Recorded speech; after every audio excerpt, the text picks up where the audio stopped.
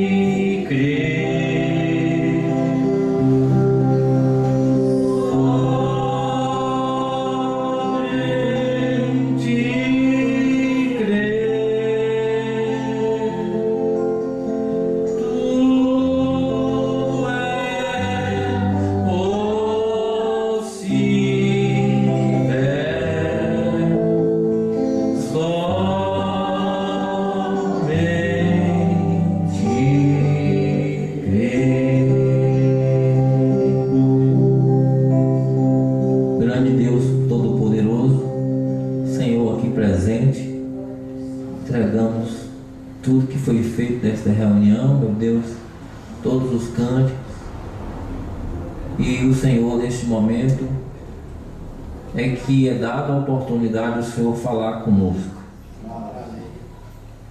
Momento em que nós abrimos a Bíblia, crendo que o Espírito do Senhor vai falar e tomar nossas mentes, nosso coração, tomar as palavras e mover segundo a sua vontade. Assim, Senhor, nos colocamos antes de ler a tua palavra, como aqueles que dependem da unção do Espírito de profecia, do Espírito Santo de graça, para falar com cada um de nós nessa noite. Ajuda-nós a compreender os mistérios revelados dentro dos 7 selos. O profeta do Senhor disse que seriam os trovões, o qual prepararia sua noiva para o rapto, dando à fé a revelação do rapto. Sabemos, Senhor, que esta preparação é sua segunda vinda, porque escrito está que o mesmo Senhor descerá do céu com o alarido, voz do arcanjo e trombeta. E se o alarido do Senhor é a sua vinda descendo do céu, então nós estamos recebendo esta sua segunda vinda. Entregamos tudo, cada um de nós aqui, pedindo, Senhor, tenha misericórdia de nós, no nome precioso do Senhor Jesus. Amém. Vamos ler Apocalipse 6, versículos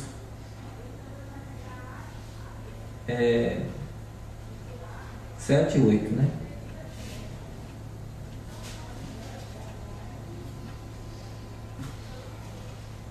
Graças a Deus, né, irmãos?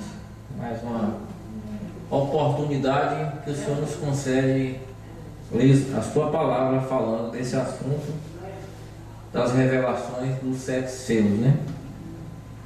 7 trovões. E havendo aberto o 4º selo, ouvi a voz do 4º animal que dizia: vem e vê. E olhei e eis um cavalo amarelo, e o que estava sentado sobre ele tinha por nome Morte, e o inferno o seguia. E foi-lhe dado o poder para matar a 4ª parte da terra, com espada e com fome. Amém. Apocalipse 10, verso 7. Mas nos dias da voz do sétimo anjo, quando tocar a sua trombeta, se cumprirá o segredo de Deus, como anunciou aos profetas seus servos. Amém. Podeis assentar-nos? Então, nós continuando o nosso estudo, quarto selo, nós fomos até aproximadamente na página 27 da tradução mais antiga, né? Por volta do 115 em diante, né?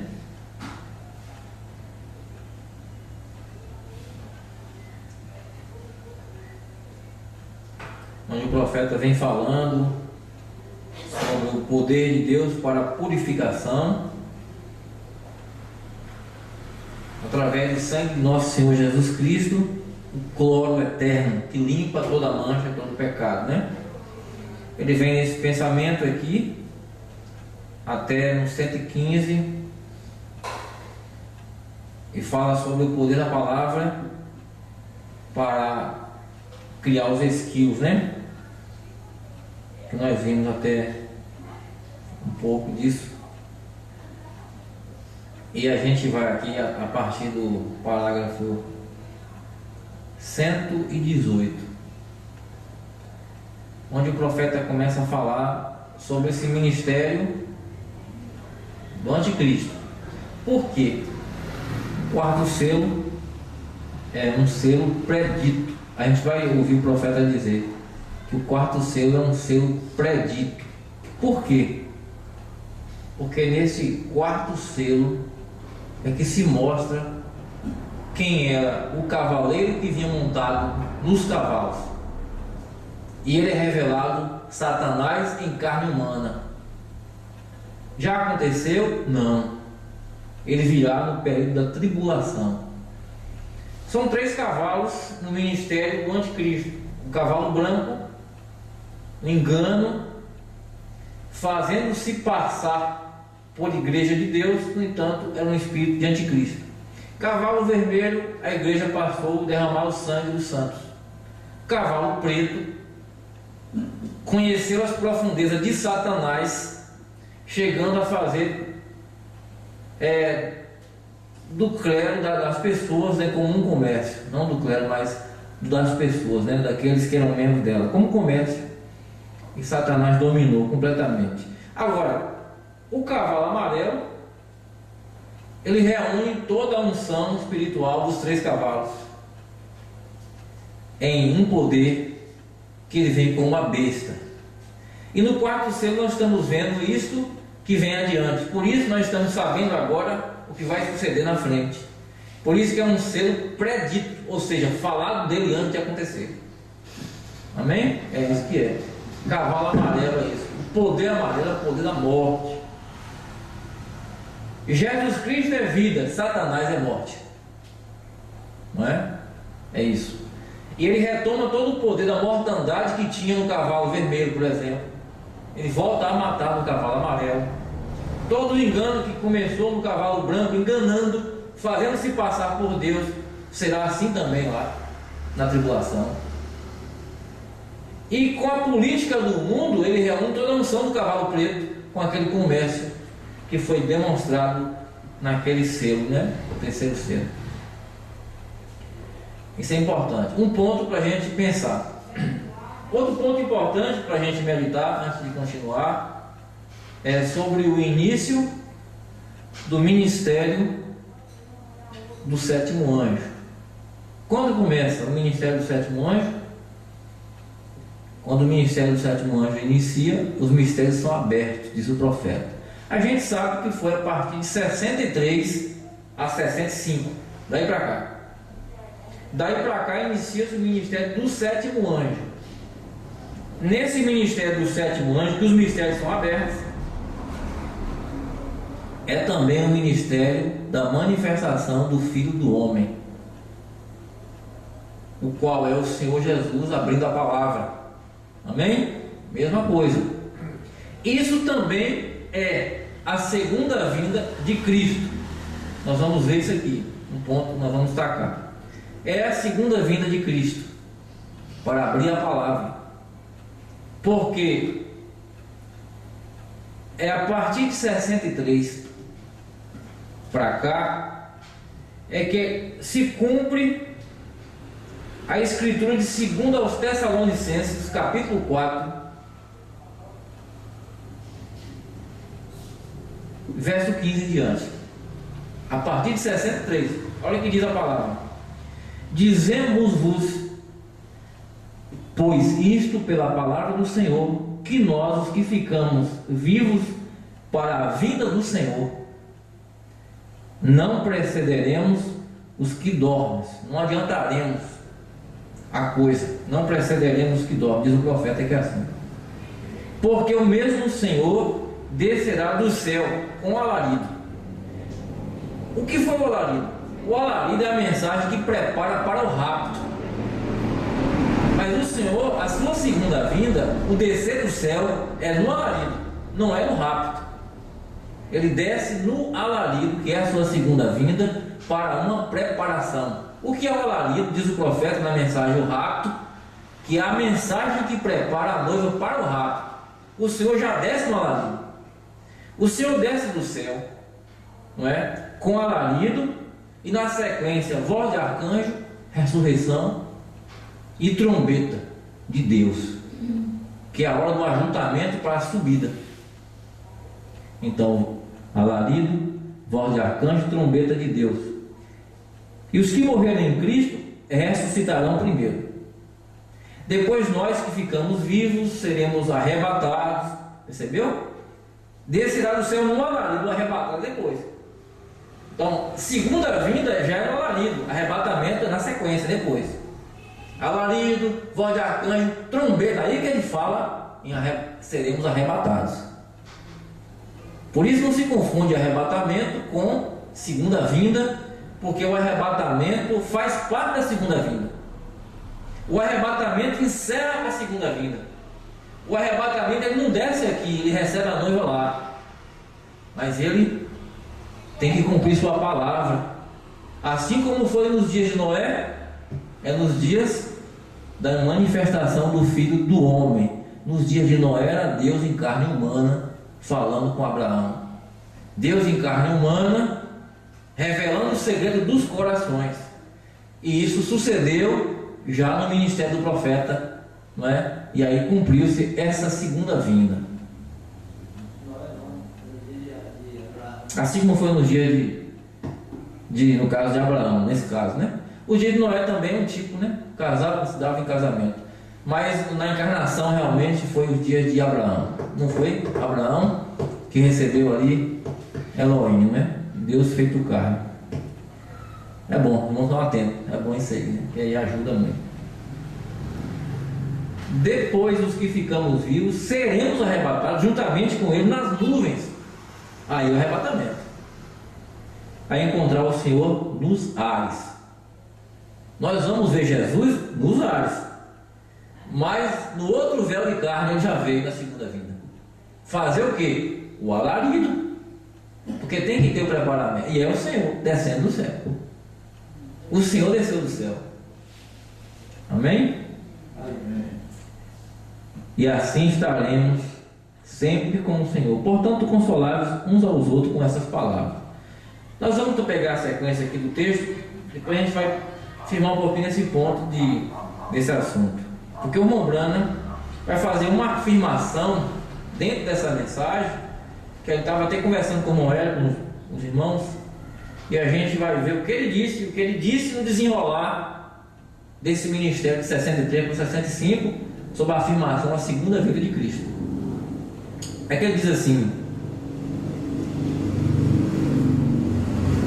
note que Satanás está plenamente sobre seu trono, o qual ofereceu a Deus. Ele tem um trono e chegou a oferecer a Deus esse trono, Satanás. O nosso Senhor Jesus Cristo, né? E aqui nós o vemos assentado com este coração de besta, quarto selo mostrando que é a besta. Satanás assentado naquele trono que ofereceu a Cristo, com esse coração de besta. Aqui está a pessoa, a besta, o diabo encarnado. Ele aparece aqui sobre a terra, sob a falsa pretensão da palavra verdadeira. Ele vem enganando, dizendo que é verdade, que ele tem a palavra. Por isso ele é um religioso. Ele não é um político só. Ele é político no conchavo entre as políticas das nações, mas ele mesmo é um religioso. E se associa com a palavra. Faz o mesmo que fez o seu tipo Judas fazem 2000 anos. Ou seja, Judas pregou o quê? A palavra. Mas o que era ele? Filho da perdição. Ele era filho de Satanás. Ele estava pregando a palavra. Ele diz: agora veja, essa besta vem também com a palavra. O que fez? Judas entrou como um crente, mesmo sendo um diabo desde o princípio. E ele nasceu sendo, e ali ele foi e conheceu desde o princípio. Porque o que sucede então? Nasceu o filho da perdição. Nunca enganou a Jesus, porque lhe conheceu desde o princípio. Amém. Porque ele era a palavra. Bem, recordem. Então Judas tomou o lugar do tesoureiro e ele caiu pelo dinheiro. E assim também fez a igreja deste dia de hoje presente. E que ela cai? Pelo dinheiro. Assim também faz a igreja desse tempo. Como vimos ontem à noite, a igreja católica cobrando pelas novenas, pelas orações e por muitas outras coisas. Não é? Não foi assim naquele cavalo preto? Uma medida de trigo por um dinheiro, 3 medidas de cevada por um dinheiro. E aí o cordeiro aparece no meio e diz: não danifiqueis o azeite nem o vinho. Mas aquilo sucedeu. A mesma coisa tem sucedido com as filhas da igreja católica, que são os protestantes. Estão caindo também pelo dinheiro. A coisa inteira se baseia no dinheiro. E ali é onde caiu Judas. O que tinha a palavra, mas não era de Deus. Ele caiu pelo dinheiro. E assim cai o restante, que vem em nome da organização. Ali mesmo é onde caem os protestantes. Observem bem. Esta última vez vem sobre o cavalo amarelo. Isso não é em nosso dia. Esse cavalo amarelo, o profeta estava dizendo aí, não está acontecendo isso ainda não. Esse cavalo amarelo é futuro. Isso não é em nosso dia. Estava falando aqui em 63, não é? Não é em nosso dia. Será mais adiante, porque é um selo predito, um selo de aviso, um selo falado antes da coisa suceder. Quando ele vai vir encarnado, mesmo como o dono, né? O profeta pregou a mensagem: Deus desta era maligna. Satanás sendo esse Deus dessa era maligna, só que ele vai vir mesmo como um rei, né? Então, quando isso suceder, a igreja, a noiva, já haverá subido. Nós estará aqui para ver. Então, quando este indivíduo aparecer sobre a terra, ele chegará a ser completamente o diabo. Progride de anticristo até falso profeta e finalmente chega a ser a besta. Anticristo, falso profeta no trono em Roma e a besta, o poder. É o diabo mesmo. Ele vem sobre um cavalo amarelo, várias cores misturadas para que apareça o amarelo, que é a cor de morte. Um dia um pregador falou assim: o cavalo amarelo é uma mistura das cores. Você mistura o branco, o preto e o vermelho, tem o amarelo. Eu posso garantir a vocês que se você misturar preto com vermelho, não é? E com branco, você nunca vai ter amarelo. Não é essa a questão. O que o profeta está dizendo é o ministério diabólico dos 3 períodos de cavalo branco, cavalo preto e cavalo vermelho em um só. Vai reunir todo o poder das trevas e da mentira, e do engano e da perseguição em um só. Aí vai ser o cavalo da morte mesmo, espiritual e física. Tanto mata espiritual os que estão seguindo ele, como mata fisicamente os que não estão combinando com ele. Tanto vai matar virginécias, vai matar os 144 mil que vão ouvir Moisés e Elias, Apocalipse 11, né? Então é isso aí. Agora o profeta falou da manifestação de Satanás no homem. Agora ele fala a parte de Deus agora. Porém, quando nosso Senhor aparecer sobre a terra, Jesus na terra, nosso Senhor aparecer sobre a terra, ele virá sobre um cavalo branco como a neve e será completamente Emanuel, a palavra de Deus encarnada no homem. A palavra de Deus encarnada no homem. Se Satanás aparece encarnado no homem, quando o nosso Senhor aparecer sobre a terra, será completamente Emanuel. O que é Emanuel? Deus conosco numa carne humana. É a palavra de Deus encarnada no homem. Isto é o quarto selo 121, 122. Viu? Essa é a grande diferença entre os dois. Nota, o anticristo vem sobre um cavalo amarelo, de cores, a unção misturada, né? Um cavalo é uma besta, representa um poder. O seu poder está em tudo misturado, porque abarca o sistema político, os poderes das nações, poder das religiões, poderes demoníacos e demais poderes misturados. Porém, quando Jesus vier, ele virá sobre um cavalo de uma cor sólida, a palavra. Está vendo aí? A palavra. Observa para a gente entender que o sétimo anjo não pode dizer, não diz aqui, isto é agora, isto é este ministério, não está dizendo isso. Mas vocês vão ver que isto era o que estava sucedendo. Era a palavra encarnada em um homem. Essa é a sua segunda vinda sobre a terra. Amém, irmãos? O profeta diz: quando o Senhor vier, o sétimo anjo estará de pé. Está de pé na terra. Isso está na mensagem, no intervalo. O sétimo anjo está de pé na terra na sua vida. No tempo da sua vida, o sétimo anjo está de pé na terra. Isso não poderia falhar, essa profecia. Aí nós vamos aqui mais um pouco, e a gente, sem entender, quando o profeta fala, é tomado pela unção, e ele está revelando mistérios profundos. Né? É coisas que a noiva de Cristo vê. Isso é que é parte dos trovões, das coisas aqui. Os trovões aqui, né? Então, Jesus vier, ele virá sobre um cavalo de uma cor sólida, a palavra, amém. Este outro mistura suas cores, branco, vermelho, preto. 3 cores representam em uma. Os 3 poderes representados em um, formando o cavalo. E foram o cavalo branco, o vermelho e o negro. E foram 3 cores ali em uma. Eu mesmo tenho visto essa coroa, muito bonita, porém não podia tocá-la porque estava numa vitrine. Foi no Vaticano, o profeta foi lá no Vaticano. Só não quis ver o Papa porque tinha que ter uma certa cerimônia que ele não fez, né? Então, o que diz aqui? Ali estava tríplice coroa. Eu sei que é verdade. Tríplice coroa. Por que tríplice? Tríplice é de 3 pontas, dizendo e reclamando ser o vigário do céu. Vigário é aqueles que substituem. Vigário do céu, do purgatório, da terra. É o que tem poder sobre o céu, terra e purgatório. A tríplice coroa. Tem os 3 poderes unidos. Bom, um homem com poder sobre o céu, terra e purgatório, que a Igreja Católica inventou, com segunda Tessalonicenses, se assenta no templo de Deus, querendo, parecer Deus. E é o que sucedeu, sobre esse trono de falso profeta que será a besta. E tem tudo isso misturado numa cor amarela, a cor da morte. Os 3 poderes são político, religioso, demoníaco.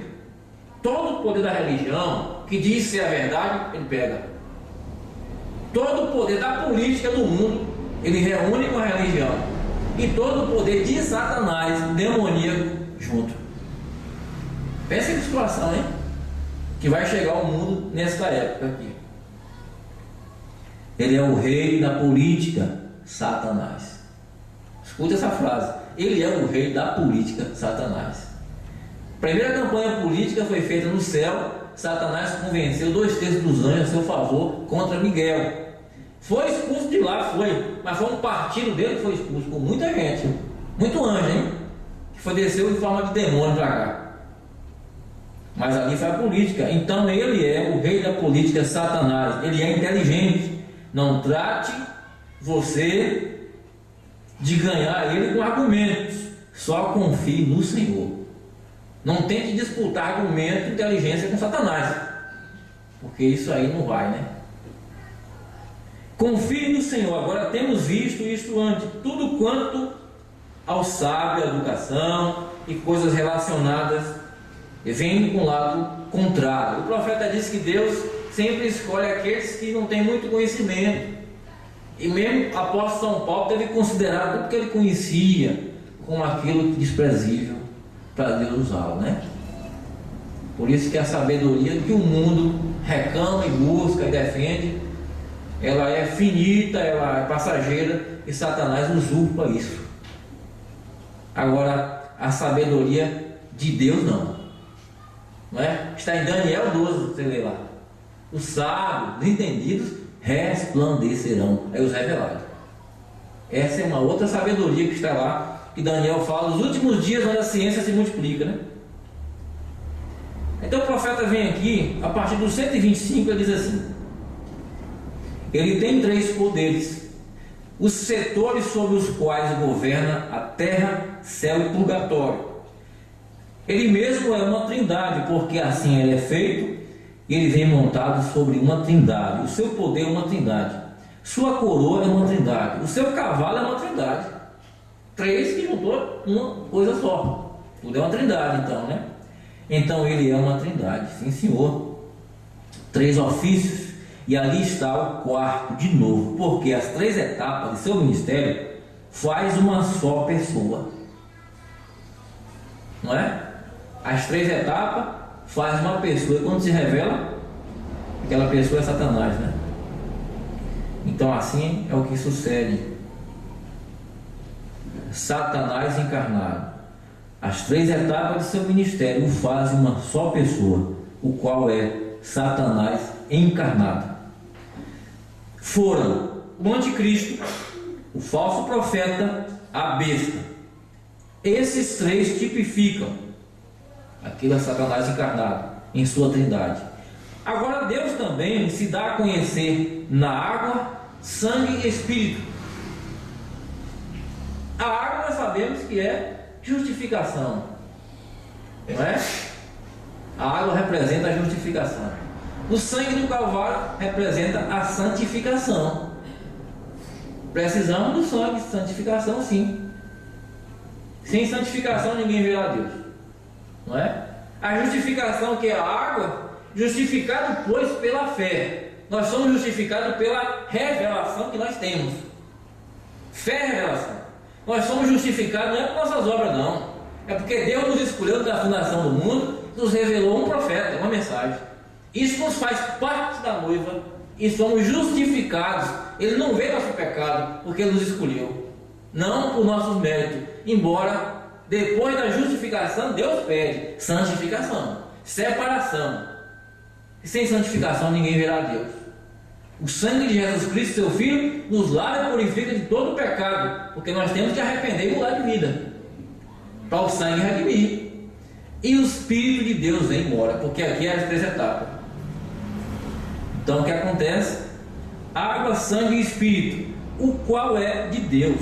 Aquilo ali não é política, religião, poder do demônio. E mistura tudo isso, e isso faz o diabo. Quando Cristo veio a primeira vez, veio como um mortal. É o ponto que nós vamos dar um tempo nessa expressão do profeta. Quando Cristo veio a primeira vez, veio como um mortal. Ele vem 3 vezes. Cristo em 3, porém, esse outro vem em 4. O anticristo que vem em 4. Vem em 3, mas junto no 4º cavalo, vem ele. Não é? Ele vem em 4. Na primeira vinda de Cristo, ele veio como um mortal para sangrar e morrer, correto? Essa foi sua primeira vinda. A segunda vinda será no rapto, quando lhe encontraremos no ar, e será imortal. A terceira vinda será quando vier como o Deus encarnado. Amém. Será Deus, Emanuel, para reinar sobre a terra. O ponto que a gente vai pensar aqui é o seguinte, é sobre isso aqui. Aqui o profeta está afirmando que a primeira vinda de Cristo foi quando ele morreu por nossos pecados. E que a segunda vinda, ele vem no ar, não é? Ele vem no ar, como ele diz aqui, ó. Sua segunda vinda será no rapto, quando lhe encontraremos no ar, e será imortal. Ele não vai vir, Jesus mesmo, como mortal mais, ele não. Aí será no ar, chama de segunda vinda, no ar. E a terceira vinda, como Deus encarnado. A gente sabe que a terceira vinda, para reinar no milênio, é Cristo, é Deus, né? Mesmo encarnado. Mas o assunto da segunda vinda é um ponto que a gente vai tomar aqui. A gente sabe que o profeta começou o ministério do sétimo anjo a partir desse ano aqui, de 63. E ele começou a pregar. Quando ele pregou o quarto selo, ele não sabia nada sobre o quinto selo, nem sobre o sexto, e nem sobre o sétimo selo. Ele não estava ali, e Deus estava falando, ele estava trazendo. Por exemplo, o Mombrana não sabia que o sétimo selo era ele mesmo. Ele não sabia, não. Que o sétimo selo era ele não sabia.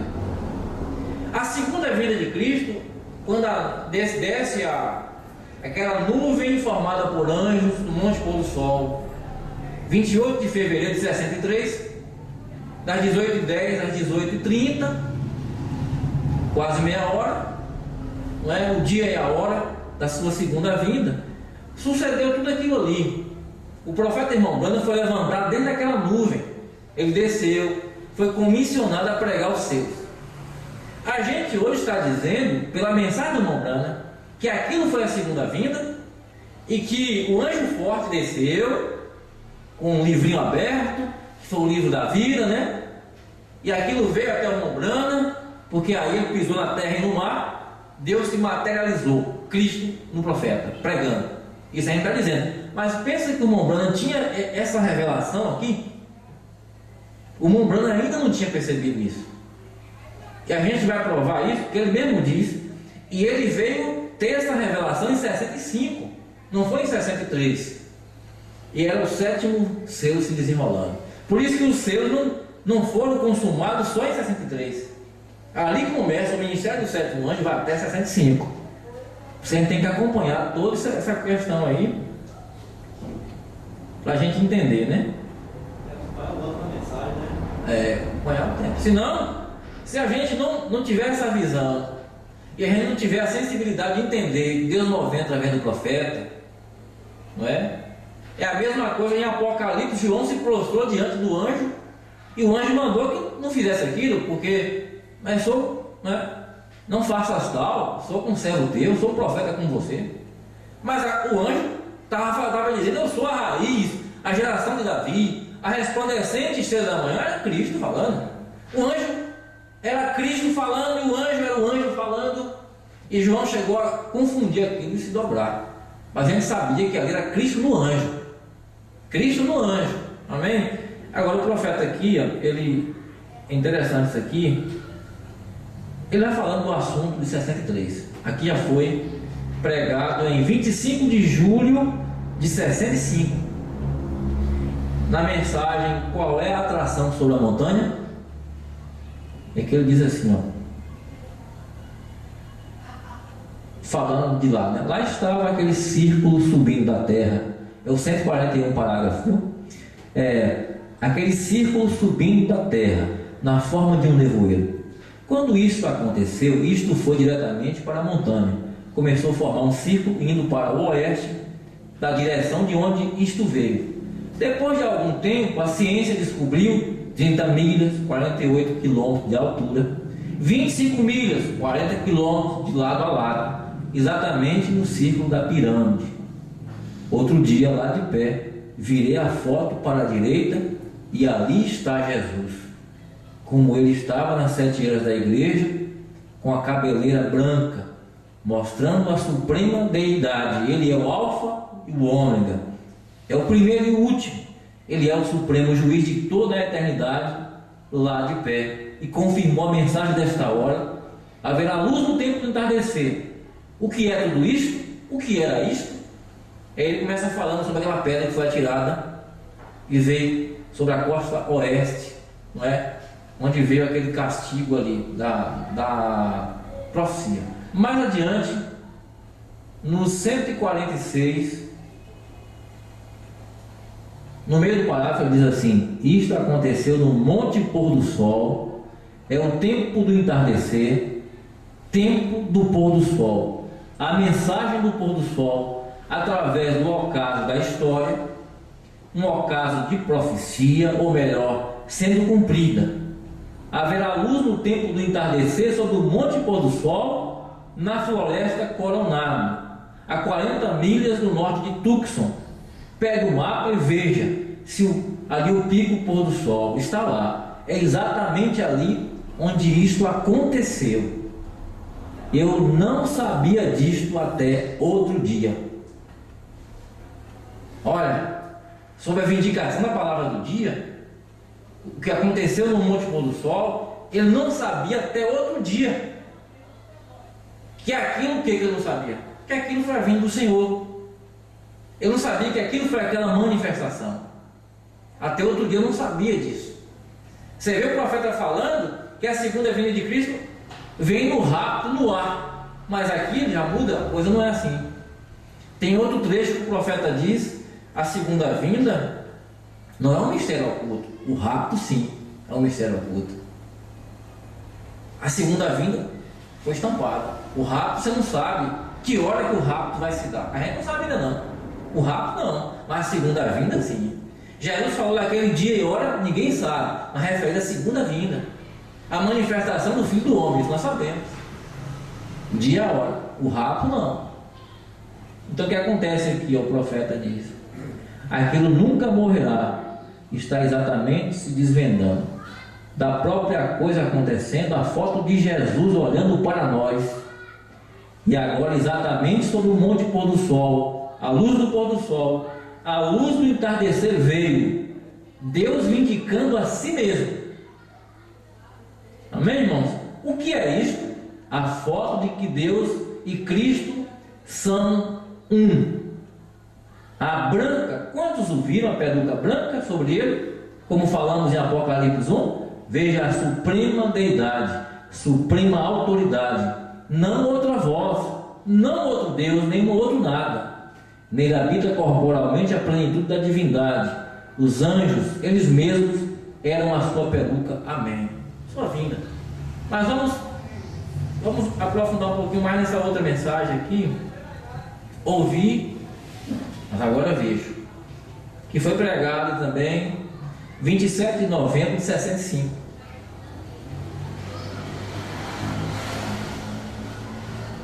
Leitura cansa um pouquinho a gente, né? Mas a gente espanta um pouquinho o sono para a gente entender, né? Senão a gente vai começar a ficar cansado, né? Mas isso aqui é muito importante, irmãos, muito importante. Então a gente vai voltar no ponto, e é isso que nós estamos pensando aqui, que foi mesmo a segunda vinda. Agora Jesus prometeu aqui que nos últimos dias o Filho do Homem seria revelado novamente para aquele mesmo tipo de grupo, não qualquer grupo, o mesmo tipo de grupo. Que grupo? Vamos ver então um pouquinho antes, né? Ele diz aqui um pouquinho antes, vamos ver aqui. Assim também será quando o Filho do Homem estiver sendo revelado. Agora observe, o Filho do Homem foi revelado para o grupo de Abraão como um homem. Não foi uma sombra, não foi um fantasma, foi um homem. O Filho do Homem foi revelado como um homem, um profeta na forma de carne humana. Assim foi o Filho do Homem lá para Abraão. Um homem comum com poeira nas suas roupas. E Abraão o chamou de Elohim. Chegou até lá para os pés, né? Agora Jesus prometeu que nos últimos dias o Filho do Homem seria revelado novamente para aquele mesmo tipo de grupo. Qual? A semente real de Abraão, descendente da fé. Abraão foi o pai da fé, nós somos a linhagem. Fé é revelação. Amém? A tua semente será bendita todas as nações da terra, porque a noiva de Cristo vem em todas as nações do mundo, não é só judeu. É a semente de Abraão que vem até aqui. Pouco antes do fogo cair, recorde, a igreja nunca recebeu mais testemunhas. Abraão, os outros não receberam o filho prometido que eles estavam esperando, e foi trazido imediatamente após aquilo. E a igreja está esperando pelo filho prometido. Ele virá bem após os dias deste ministério. Ele será revelado dos céus. Agora nós vemos isto claro demais. Isto tem que ser. A única coisa que tem que ser é algo que pulsa, entra no homem. Deus indica e diz, que mostra que aquela é a coisa para acontecer e o que vai. E como Moisés fez, ele não queria entregar aqueles filhos, porém Deus falou com ele numa sarça ardente. Ele não queria ir, mas ele tinha de ir. Moisés tinha ouvido falar. E ouvido falar dele ser o grande Jeová. Mas então ele pôde vê-lo, porque ele estava na forma de uma coluna de fogo. Ouvi falar de ti, mas agora vejo. Em que ele foi visto? A sua palavra que foi vindicada. Então Deus disse a Abraão: seu povo peregrinaria numa terra estranha por 400 anos, mas ele os traria na forma com mão poderosa.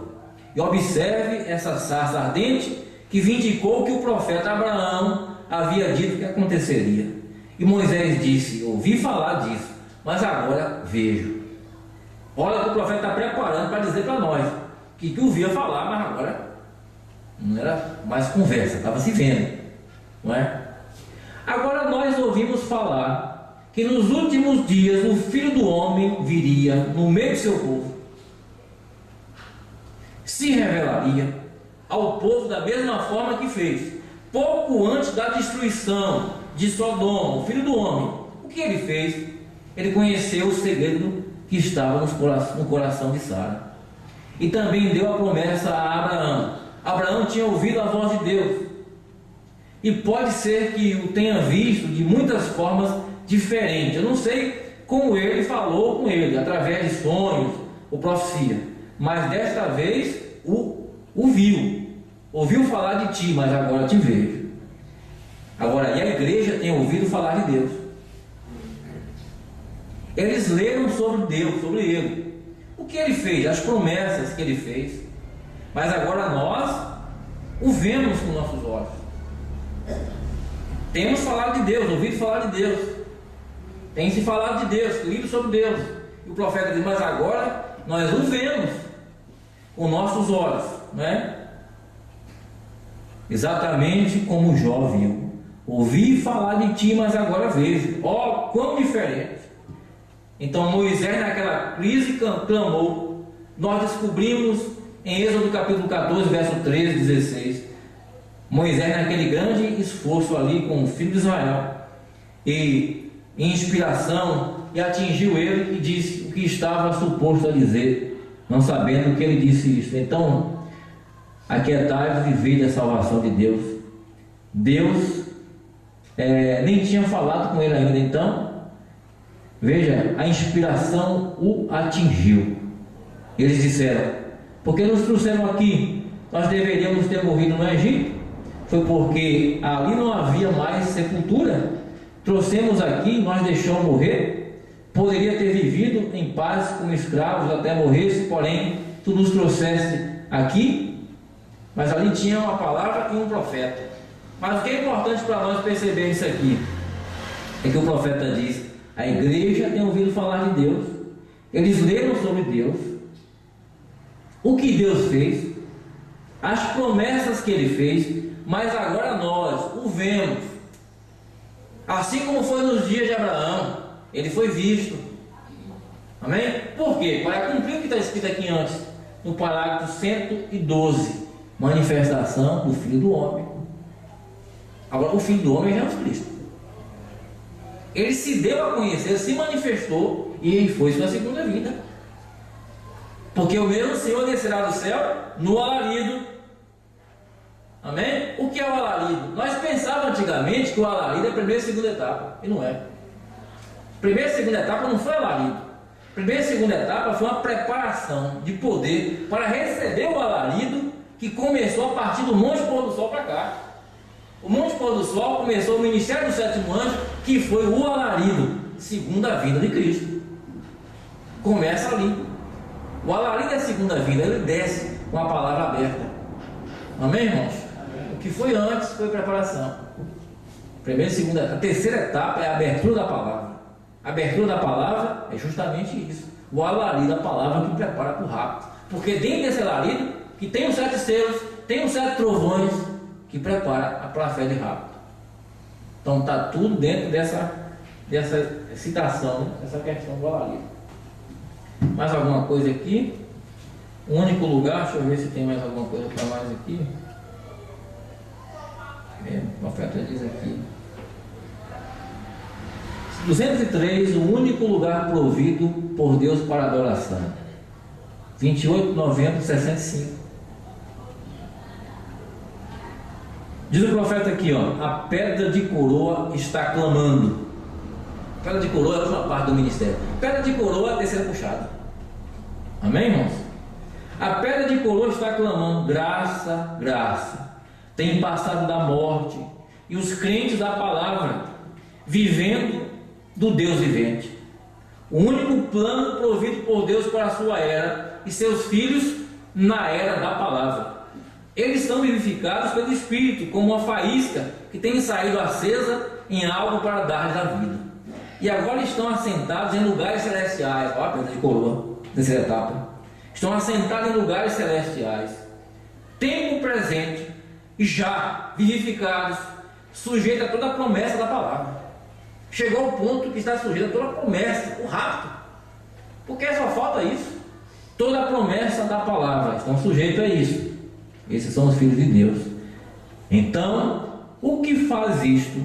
Faz com que você, sendo parte do gênero de Deus, parte da palavra, junto com outros homens, sendo também parte da palavra de Deus, se sentem juntos e manifestem o corpo inteiro de Cristo, sem fermento no seu meio. Aqui não é nada falso. Se a palavra foi aberta, falsa doutrina tem que sair. Porque corrige, a palavra corrige. Amém, irmão? Não há fermento entre nós, né? Em nosso meio. Veja você o que está falando, irmão Brau. Não há fermento entre vocês, senão apenas a palavra.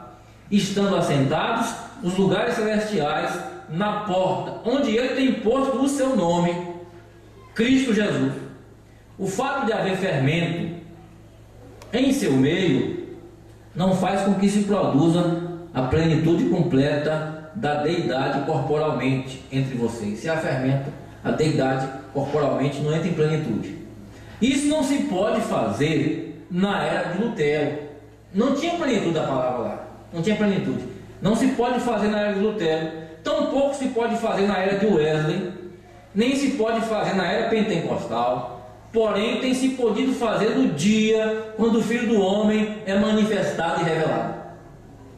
É agora. Se pode fazer porque chegou a plenitude. Cristo revelado, Cristo manifestado. Se pode fazer, é o tempo da pedra de coroa. Revelado, trazendo a igreja de novo a uma unidade com a completa deidade de Deus entre seu povo. E mostrando os mesmos sinais visíveis a si mesmo, como fez ali no princípio, quando foi manifestado sobre a terra na forma do profeta Deus. A mesma coisa ele está fazendo quando ele vem na terra 2000 anos atrás, na forma do profeta Deus. Que tremendo, glória, está prometido em Malaquias 4 e nas demais escrituras. Onde adora você? Na casa de Deus, assentado, tempo presente. Olha o tempo, o profeta está dizendo, o tempo que ele se manifestou. Então isso, irmãos, é alarido. Isso aqui é alarido, é a segunda vinda.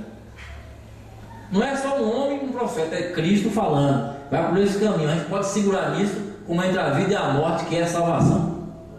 Porque não tem dúvida de que é Jesus revelado. Amém?